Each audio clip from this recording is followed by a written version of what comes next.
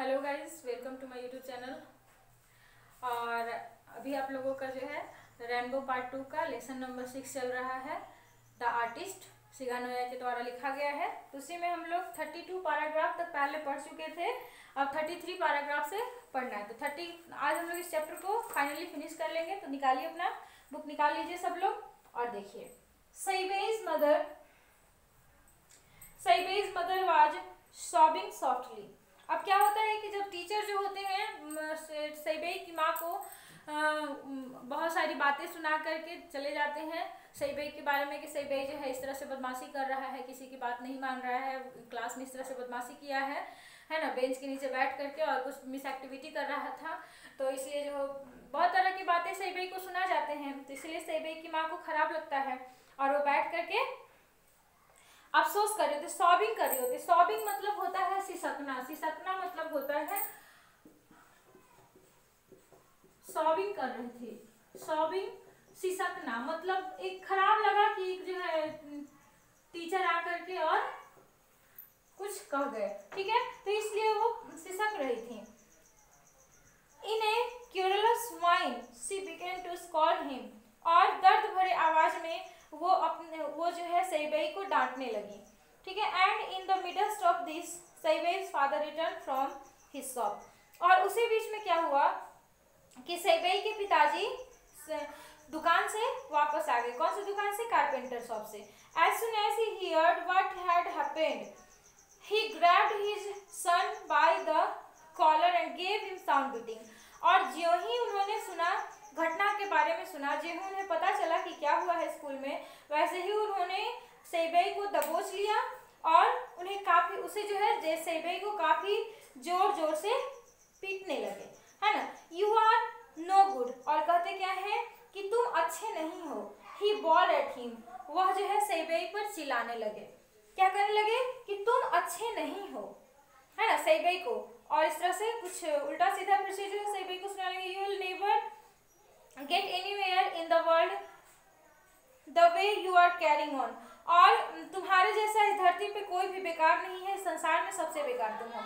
I have a good mind to throw you out into the street where you belong. और मुझे ऐसा लगता है कि मुझे तुम्हें गली में फेंक देना चाहिए, तुम उसी लायक हो। The gourd on the wall caught his attention. और तभी उनकी जो है नजर दीवार पर पड़ी। दीवार पर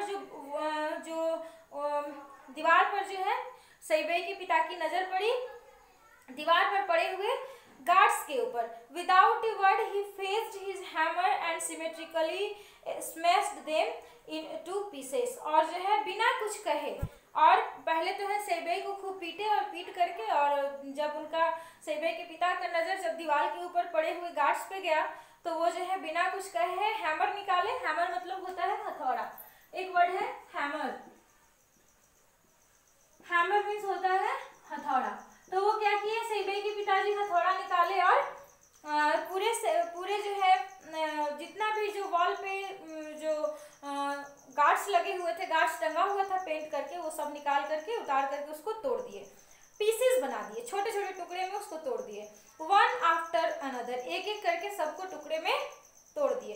सईबेई turn pale but said nothing. Saibei को बहुत बुरा लगा, सईबेई को काफी दुख हुआ। उसका जो कला है, उसकी जो रात दिन की मेहनत थी, वो उसके आंखों के सामने टूट रहा था, उसके आंखों के सामने नष्ट हो रहा था, है ना।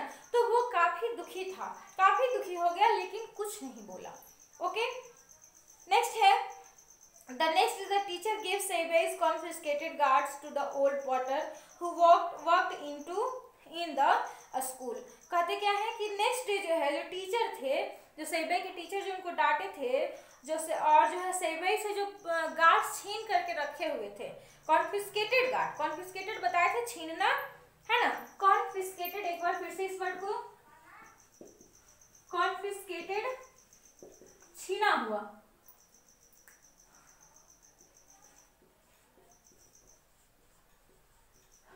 छीना हुआ। तो जो छीना हुआ गार्ड था, छीना हुआ जो लौकी था, वो उसको जो स्कूल में जो नौकर काम करता था उसी को वो दे दिए। कौन? सईबेई के शिक्षक। Here take this he said, if as if handing over some unclean object, the potter took the guard home with him and hung it on the wall of his small सूटी room. कहते क्या है कि और जो है साफ सफाई करने के क्रम में और जो है वो उस जो कुछ एक्स्ट्रा सामान वगैरह रहता था तो पॉटर क्या करता था, अपने घर ला लेता था। तो वैसे ही वो जो कॉन्फिस्केटेड गार्ड था उसको भी वो जो है नौकर उसको घर ले आया और ला करके अपने रूम में वहीं पे टांग दिया। अब क्या होता है कि अबाउट 2 months लेटर, अब क्या होता है कि 2 महीने बाद, the potter finding himself even more hard pressed for money than usual decided to take the gourd to a local curious shop to see if he could get a few coppers off for it. क्या होता है कि लगभग 2 महीने बाद जो Potter था, जब उसके पास पैसा नहीं था तो वो सोचा कि चलो इसको यूजलेस जो चीज है इसको जाकर के बाजार में बेच देता हूँ, शायद कुछ मिल जाएगा, ये सोच करके। और वह जो है वो जो पॉटर जो गार्ड्स को रखा हुआ था जिसको सेबेई रंगा था, तो उसको ले जाकर के क्यूरियो डीलर के पास बेचता है ना। The curio dealer examine the guard carefully, और जो है वो क्यूरियो डीलर जो होता है गार्ड को अच्छे से देखता है, अच्छे से उसको जांच करता है। Then assuming an uninterested turn handed it back to the potter saying it might give you 5 yen for it.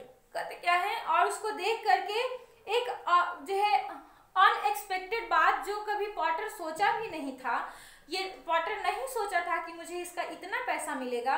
और तो वो कहता क्या है कि मैं इसका 5 येन दूंगा, 5 रुपए इसका। 5 येन सेन से बड़ी करेंसी जो होता है येन होता है ना। तो वही बोला कि जो है मैं इसके लिए 5 येन दूंगा। द पॉटर वॉज एस्टॉन्डेड, है ना। द पॉटर वॉज अस्टॉन्डेड, पॉटर तो आश्चर्यचकित रह गया, वह चकाचौंध रह गया। But being quit and astute old man replied coolly, I certainly wouldn't part it for that. The dealer immediately raised his offer to 10 yen, but his potter was still adamant. ठीक है, क्या होता है कि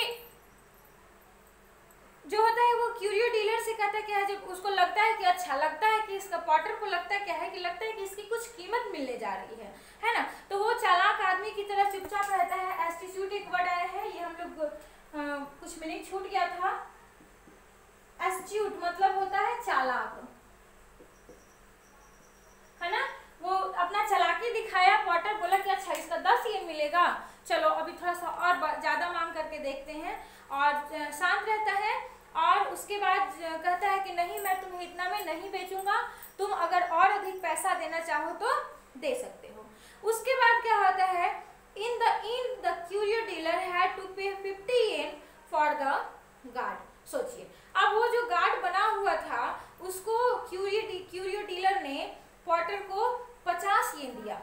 5 येन बोला था, लेकिन 5 येन से बढ़ते बढ़ते कितना रुपया में उस पॉटर को दिया, 50 येन में दिया। तब the Potter lived the shop dilated at his luck.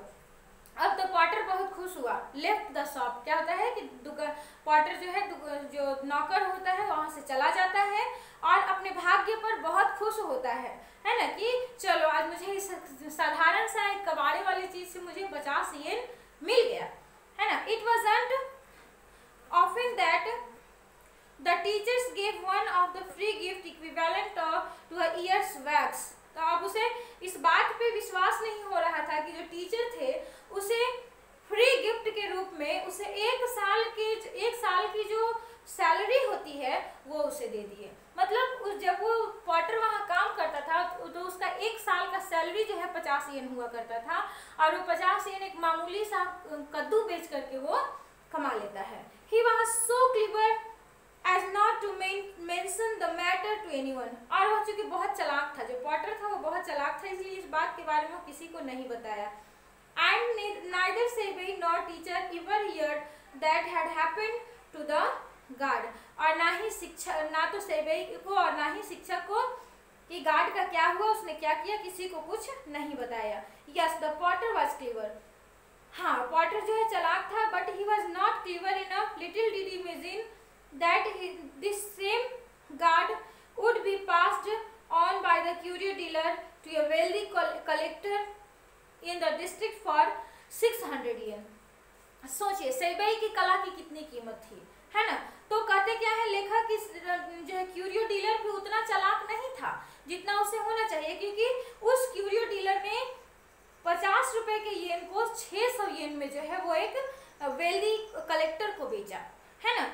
तो उसकी सोचिए कितनी कीमत थी, 600 येन में एक गार्ड को जो कि इनकम्प्लीट गार्ड था उसको जो है 600 येन में बेचा। तो सोचिए कि उसके जो दीवार पे इतने सारे जो गार्ड्स टंगे हुए थे, शायद उसको अगर सेबई के पिता बेच देते तो शायद उनके जीवन भर की कमाई हो जाती, है ना।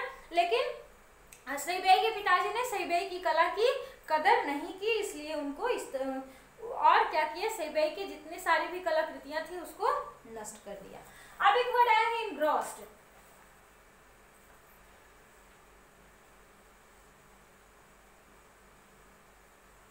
इनग्रॉस्ड मतलब होता है व्यस्त। अब क्या हुआ बेचारा सेबई तो क्योंकि एक कलाकार था इसीलिए इस चैप्टर का नाम भी आया है कलाकार द आर्टिस्ट, है ना। क्योंकि सेबई तो एक कलाकार था, अब कलाकार को बिना जो है बैठ करके उसे मन कहाँ लगने वाला है ना। तो सेबई क्या करता है कि सेबई जो है पुनः Saibei is now engrossed in his picture. अब जो है सेबई पिक्चर बनाना शुरू कर देता है। अब उसके पास क्योंकि गार्ड्स का कोई साधन नहीं होता है, कद्दू को जो है वो कलर करके वो कुछ नहीं कर पाता है, इसलिए वो क्या करता है कि अब जो है वो पिक्चर बनाने में व्यस्त हो जाता है। He no longer feels any bitterness either towards the teacher or towards his father who smashed all his precious guards to pieces। और वो किसी से जो है किसी के लिए उसके मन में कोई कड़वाहट नहीं होती है, ना तो उसके शिक्षक के लिए, ना ही उसके पिताजी के लिए और ना ही किसी के लिए जिन्होंने उसके कला को, उसके जो है गार्ड्स को टुकड़ों में तोड़ दिया, है ना। Yet gradually his father has begun to scold him for painting pictures। और अभी भी जो उसके पिताजी थे, ये 30, 37, 38 और 39, अभी जो सेबई के पिताजी थे वो अब भी उसको उसके पेंटिंग्स के लिए डांट रहे थे। जब वो पेंटिंग करने बैठता तो उसके पिताजी डांटना शुरू कर देते। तो इसीलिए क्या होता है, अब सेबई तो ना तो एक अच्छा पढ़ने में अच्छा स्टूडेंट बन पाया, है ना। सेबई जो है अपने पिताजी के, माताजी के और अपने एक शिक्षक की गलती के कारण ना तो वो एक अच्छा स्टूडेंट बन पाया और ना ही एक अच्छा आर्टिस्ट बन पाया। उसके अंदर की उभरती हुई कला जो कि उभर रही थी उसको उसके पिताजी ने और शिक्षक ने और मम्मी ने तीनों ने मिल करके उनके अंदर की कला को समाप्त कर दिया, उसकी कला को नष्ट कर दिया। और पढ़ाई पे भी कोई वो लोग ध्यान नहीं देते थे, क्योंकि यहाँ पे आया है कि 12 साल का बच्चा है और वो क्या करता है, प्राइमरी स्कूल में पढ़ता है। सोचिए कितनी बड़ी बात है, प्राइमरी स्कूल में वो बच्चा पढ़ रहा है ना। तो क्योंकि उसकी गार्जियन का पढ़ाई पे भी ध्यान नहीं है और जब ये बच्चा के अंदर कुछ अलग एक्टिविटी क्रिएट हो रही थी तो उस पर भी जो है गार्जियन का ध्यान नहीं आया। इसलिए बच्चे अगर किसी भी तरह का एक्टिविटी अगर एक्स्ट्रा रखते हैं तो उसको डेवलप करनी चाहिए। और किसी भी स्टूडेंट के अंदर, आपके अंदर भी कोई वैसी एक्स्ट्रा एक्टिविटी है तो उसको दबने मत दीजिए। हो सकता है कि वो आगे चल के आपका फ्यूचर बन जाए, है ना। तो आपके अंदर की अलग एक्टिविटी है उसको ग्रो करिए। आप अपने अंदर की कला को पहचानिए कि मैं और क्या कर सकता हूँ या फिर मैं और क्या कर सकती हूँ, और उस पर भी थोड़ा सा एम्फेसाइज करिए। अभी लॉकडाउन का समय चल रहा है, इस समय आप लोग अपने घर पे हैं, अपने आप को पहचानिए कि हम क्या हैं, है ना। और सही दिशा में अपने जीवन को सही दिशा में जो है एक रास्ता दीजिए, एक गाइडलाइंस दीजिए और अपने लाइफ को संवार लीजिए। यही समय है आपके पास अपने अंदर की कला को पहचानने का, उसको उभारने का, उसके लिए कुछ करने का, है ना। हो सकता है ये फ्यूचर में आपके लिए बेस्ट हो जाए। किसी के अंदर जो है पेंटिंग करने की कला है, किसी को राइटिंग करने की कला है, किसी को एक्टिंग करने की कला है, जो एक्स्ट्रा एक्टिविटीज है, किसी कोई लड़कियों को कुकिंग करने की जो है एक्टिविटी है, किसी को मेहंदी डिजाइनिंग की एक्टिविटी है, फिर कोई भी एक्टिविटी हो सकता है। एक्टिविटी कुछ भी हो सकता है और ये आगे चल के सब इम्पोर्टेंट है। तो गर्ल्स एंड बॉयज, आपके अंदर अगर इस तरह की एक्टिविटी है तो इसको डेवलप करना है, उसको कम नहीं होने देना है, पढ़ाई के साथ साथ थोड़ा सा उस पर भी ध्यान जरूर देना है। इसी के साथ आप लोगों का ये चैप्टर द आर्टिस्ट खत्म हुआ। अब हम लोगों का ऑब्जेक्टिव क्वेश्चन और जो ब्रीफ क्वेश्चन आंसर है उसके लिए हम हम लोग का नेक्स्ट क्लास रहेगा। Okay guys, thank you so much, thanks for watching and don't forget to subscribe my channel. ध्यान से चैनल को सब्सक्राइब जरूर कर देना है। Okay guys, thank you.